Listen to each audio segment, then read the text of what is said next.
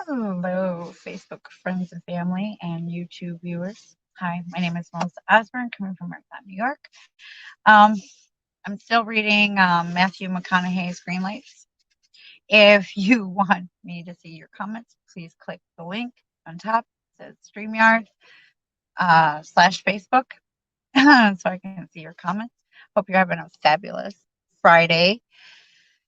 And then I hope you guys can hear me all right. I actually got a crack in my screen on my phone. Not a good thing. Gotta love it. But shit happens. Okay. Okay.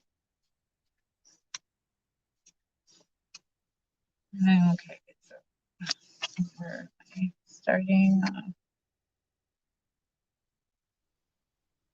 If you don't remember,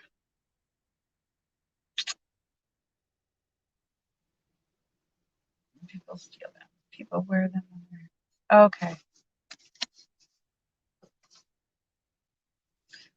I'm trying to make sure that I'm on the right part because I didn't finish the chapter the first time. Hi, Rachel. How you doing, hon?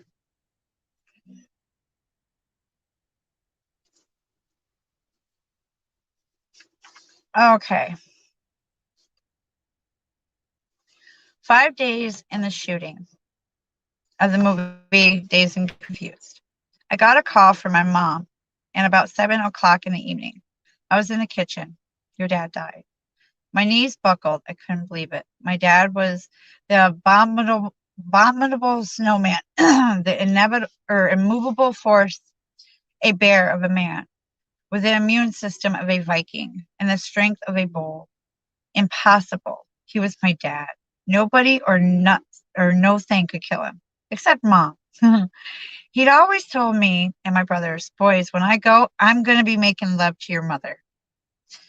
And and that's what happened. When he woke up that morning at 6:30 feeling frisky, he made love to the woman he had divorced twice and married 3 times. His wife Kay, my mom. He had a heart attack when he climaxed. Yes, he called his shot all right. Days of prosperity. Days of prosperity make us forget adversity. Good times seem out of reach during the bad ones. Both can seem like final destinations, the summation of our days. Then the cosmic joker plays with our ways. Yesterday's condition no longer remains. All commas, no periods. All stops, no stays. The pleasures for rent, and so is the pain. I drove home to Houston that night. We had an Irish wake 2 days later, where hundreds of friends gathered and told stories about him, just the way he instructed us to when he talked about his passing. Losing my father, like it is for many, was my most sentimental rite of passage into manhood. No more safety net, no one above the law and government looking after me anymore. It was time for me to grow up, time to say goodbye to the boy I'd been, building treehouse in the middle of the night. A realization came to me. I carved these words into a tree. Less impressed, more involved. I am good. Worn out from yesterday from all my workout I did. Well, I'm glad you're doing good, hon. I love you, Rachel. If you don't know Rachel Johnson, please follow her. She's amazing. She does reading as well as I do.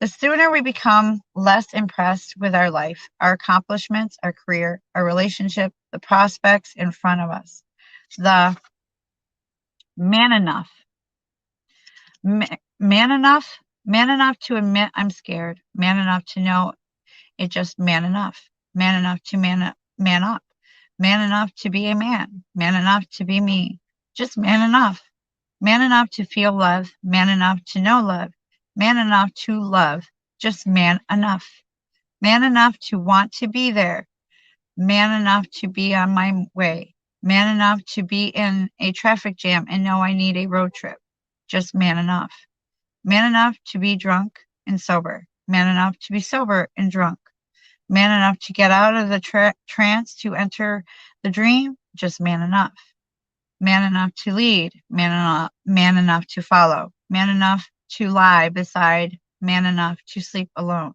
just man enough to die for life, man enough to live for death, just man enough to have heroes, man enough to become my own, just man enough not to know, man enough to find out, just man enough to apologize, man enough to realize, just man enough. Sooner we become less impressed and more involved with these things, the sooner we get better at them. We must be more than just happy to be here. All the mortal things that I had been reviving in my life, everything I was looking up to in awe, suddenly came down to eye level in front of me. All the mortal things that I looked down upon and patronized in my life suddenly rose up to eye level. Now the world was flat, and I was looking it in the eye.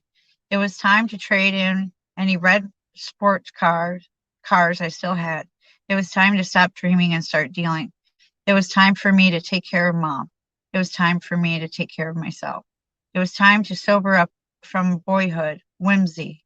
It was time for me to get real courage. It was time for me to become a man. Although the production team told me to take all the time away I needed, my family insisted I go back to Austin and finish the job. It started. 4 days after the wake, I drove back and was on the set that night. We were shooting one of the final scenes of the film on the football field that evening again. I had no lines in the scene, but Lincoln wanted me in. Walking around the stadium at sunset before the night's filming stated, Rick and I were talking about life, loss, and what it's all about. I think it's about living, man, I said. Even though my dad's no longer physically here, his spirit is still alive in me for as long as I keep it alive. I can still talk to him, do my best to live by what he taught me, and keep him alive forever. I immortalized this ideal that very night in a scene where Randall Pink Floyd is deciding whether or not to sign the no drug pledge to stay on the football team. You got to do what Randall Pink Floyd wants to do, man. And let me tell you this, the older you do get, the more rules they're going to try to get you to follow. You just got to keep living, man. Livin. Just keep living, lowercase, because life is nobody's proper noun. And there's no G on the end of living, because life's a verb. The 3 weeks I played Wooderson in Dazed and Confused were difficult because of my loss, but graceful because of my gain. The prior year, my dad had given me approval to do what I wanted to do, but was never able to see me do it. But he was alive to see me start what I would finish, a hobby that became a career.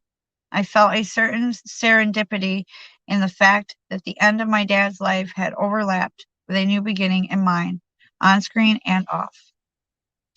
The 3 weeks of practical experience on the set of Dazed and Confused made me a much more competent director when I returned to film school as a senior. That fall, I directed a documentary about the Hispanic lower ride culture in the South called Chincono Chariots that I was proud of. The same year, I acted in what I could, starring in an unsolved mystery episode in was really graduate. I would if I could to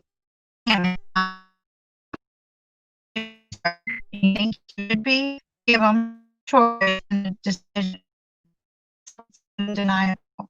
My plan was to drive out to Hollywood the day after graduation and sleep on Don Phillips' couch until I could get paying work as an actor or in film production.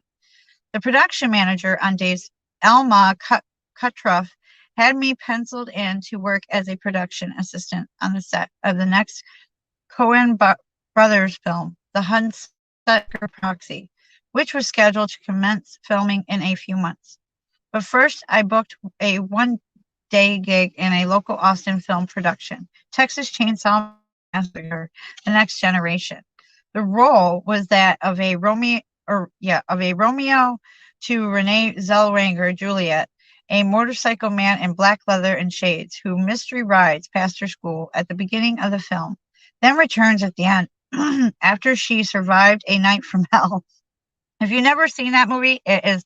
It's, hey, hi Donovan. I'm glad to see you, Martin. Hey, hon. Glad to see you guys here. Um, okay. Mystery Rise. Past her school at the beginning of the film. Then returns at the end after she survives the night from hell to pick her up and ride off into the sunset. I don't think I had any lines. A couple of days before Saturday's shoot, I met with the director, Kim Henskell, who asked if I knew any male actors who might be right for the lead role of Elmer, the killer with a mechanical leg who drives a tow truck. I gave him the names of two actors I knew from the Donna Adams Talent Agency, with a U-Haul ready packed to the ceiling and hitched to the back of the four-cylinder Dodge pickup truck. I named Surf Longview. I swung by the small home that was the production office to pick up the two scenes I'd be shooting that week. Come Monday, it would be time to head west, young man, and chase down my Hollywood dreams. With the two scenes in hand, I exited the house and exited the house and walked up the small asphalt footpath that led through the unmowed St. Augustine yard to the curb where I'd parked. As I unlocked my driver's side door, opened it, and began to step into the cab, a thought occurred to me. Why don't I try out for the role of Vilmer? I stepped out of the open door, shut it behind me, and strode back down the walkway to the office door without knocking. Went inside. Hey, Matthew, you forgot something, Kim asked. Yeah, I did? I want to try out for that role of Vilmer. Clearly surprised, Kim said. Well, sure, that's a good ideal. When do you want to try it? Right now, I said without thinking. Well, we don't have any actresses here. It's just you and me and Michelle, he said. I looked at Michelle, the secretary behind her desk. I'll do it, she said. You mind if I try to scare the shit out of you? I asked. No, that's fine. Go for it, she gamely said.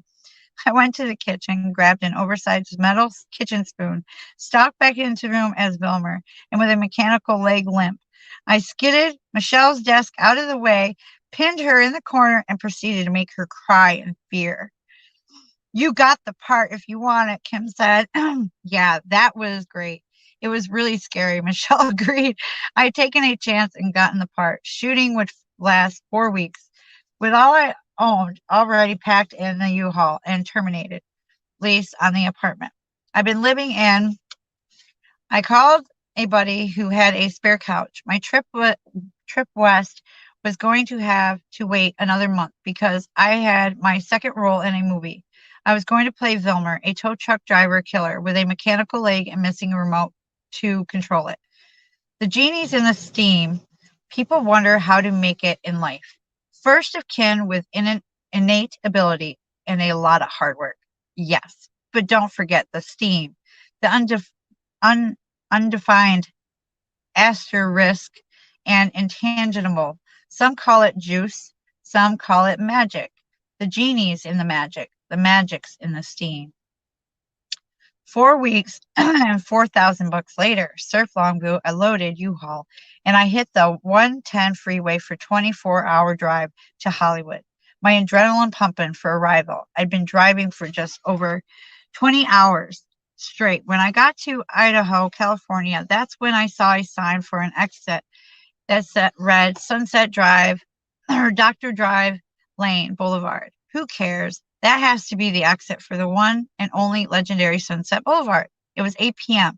Damn, I'm making good time, I thought, as I hit the gas back in Austin. I made plans to play the CD that was now perched on my passenger seat, The Doors' L.A. Women. Upon my inaugural entrance into Hollywood, I put it in, cranked up the volume. Ray Manzark's keyboard and Jerry Schaff's bass line began setting my stage. I turned it up louder. The sound of my one and only introduced to Hollywood, California, pumping through my speakers and veins. Well, Sunset Drive is not Sunset Boulevard. As a matter of fact, Sunset Drive off the 110 West is about 162 miles from Sunset Boulevard, off the same freeway. Not knowing this at the time, I listened to the song L.A. Women, 20 2 times in a row, thinking the lights of Hollywood, where we were just over the next hill. At 10:36 p.m., I arrived at Don Phillips' house on the beach in Malibu. I rang the bell. Nothing. I rang it again. Yeah, yeah, yeah. Who is it? Don finally said from the other side of the door. It's me, McConaughey, I yelled. Oh, yeah, McConaughey. Yeah, you think you can come back later? I got this little chimpy in my back. Exhausted from 24-hour drive and the overexertion from the permanent anticipation of Sunset Boulevard, I barked, "Fuck no, I can't come back later. I told you I'd be getting here tonight. I just drove from Austin." Don opened the door, buck naked with a boner. Yeah, you're right. He said, "Give me 20 minutes, then shut the door." And then he shut the door on me. Welcome to Hollywood, green light. Life was good at Don's, and the couch was comfortable. Every night he cooked us a filet mignon. Oh, ming, the fish, followed up with 1 scoop of vanilla Haagen-Dazs ice cream, topping with strawberry marmalade that he always announced in his best French accent as the piece de resistance. And there was always a fresh bottle of Stalicina, yeah, chilling in the freezer. If I criticize, I'm sorry, Matthew McConaughey, because I cannot. Still, I needed a job. I was notified that production on the Hudsucker Proxy had been moved to an undefined date or undecided date later in the year. So the PA job I was relying on was no more. I was getting anxious, ready to go to work. Land an agent, read a script, audition for something, or if I had to get another PA job. Neither was happening, and Don was the only guy I knew in town. One night over a tenderloin, I casually said, "Hey, Don, you think you can get me a meeting with an agent, man? I only got a few grand to my name, and I need to get some work." Hollywood. Want her, don't need her. Do this, and you have a chance. Don't you won't? Forever the rent, never to own. The one we all lust for, the constant unknown.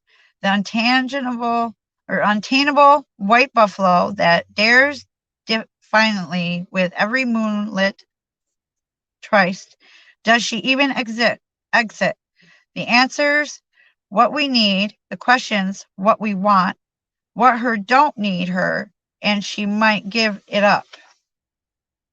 He puts these little quotes at the bottom. Don snapped. You shut the fucking talk up right now. This town smells needy. You are done for being you. Even get start or yeah.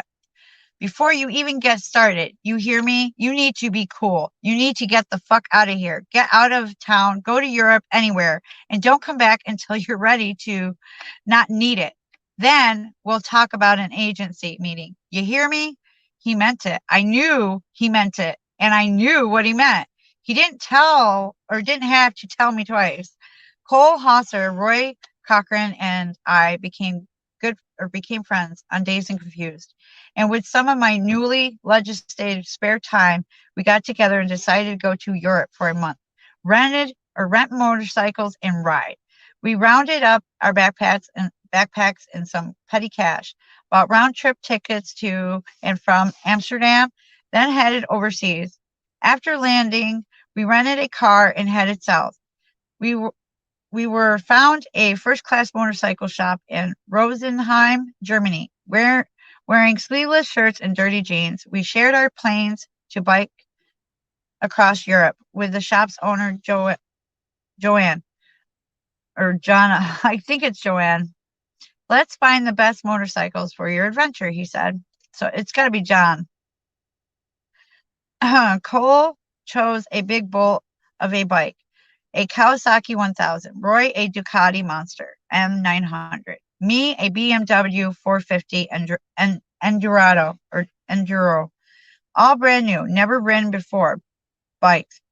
Perfect. John tailed the bill over 12,000. We don't have the money to rent these for a month, I said. Well, how much do you have? He asked. Enough to rent 'em for 3 days, Roy answered. John took a deep breath and a long look at us. His hairy armpitted wife stood in the background, not happy with his or breath or his look. When I was a young man, your age, I toured Europe on a motorcycle with my friends. I opened this shop so people like you could explore the same way I did. You need to take these bikes. You need to ride these bikes. John said with certainty, but we don't have enough money. All we can offer you is 400 apiece. Do not trust them, his airy, armpitted wife said. They may never bring them back if you do. Yes, we will. You can have our economy class airline tickets back to America as security if you need it, I said. His wife knew where this transaction was heading and didn't like it. She violently shook her head. No.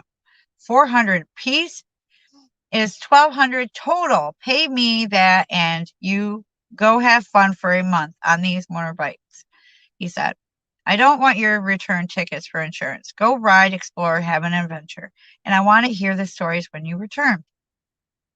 We couldn't believe our luck. We smiled at each other as John gave each of us a friendly bear hug, saying, have fun. We began to roll our brand new motorcycles from the showroom floor. Not so fast. The hairpit I'll have a name for them to call here. Interrupted. I'll take those plane tickets. We handed them over, then rode out of the parking lot, leaving a proud and scenery John in the rear mirror. His wife scolding obscenities in his ear as he watched us ride away.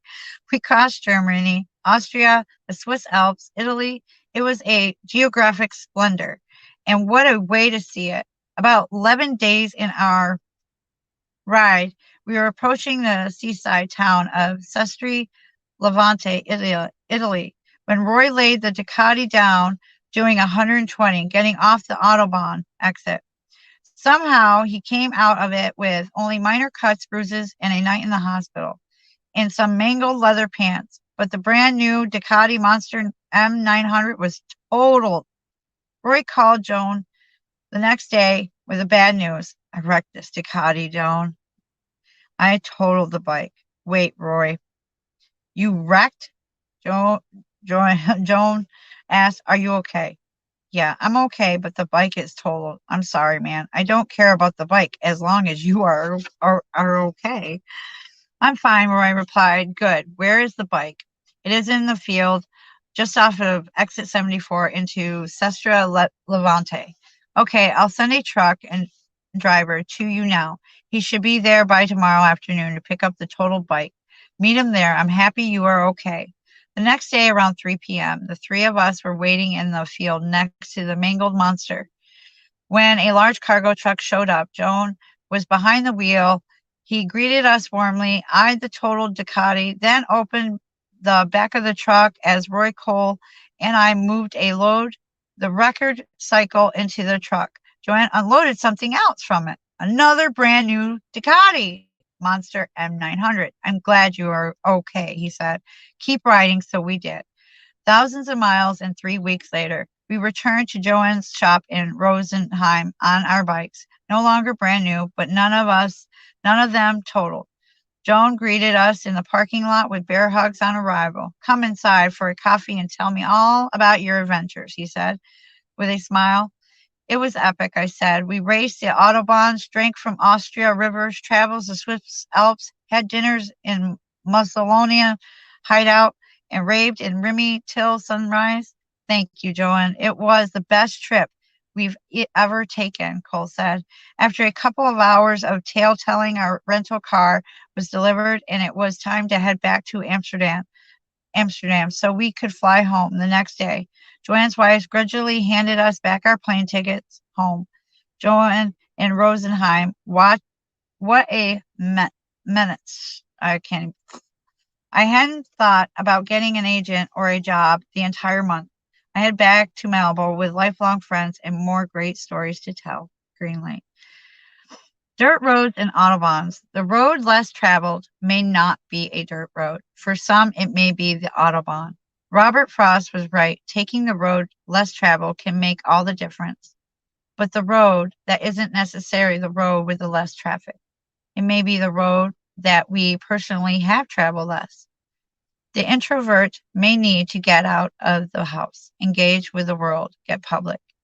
The extrovert may need to stay home and read a book. Sometimes we need to get out there. Sometimes we need to get in there. Some days our road less traveled is a solitary dirt trail. On others, it's a subway on the 7 line. So I am all done with chapter 3. So thank you all for tuning in. I appreciate you. Thank you, Han, my Martin Milligan. I appreciate you. And you guys all have a good evening, good afternoon, good night, wherever you're tuning in. And it's Friday. Have fun. And God bless you. Namaste.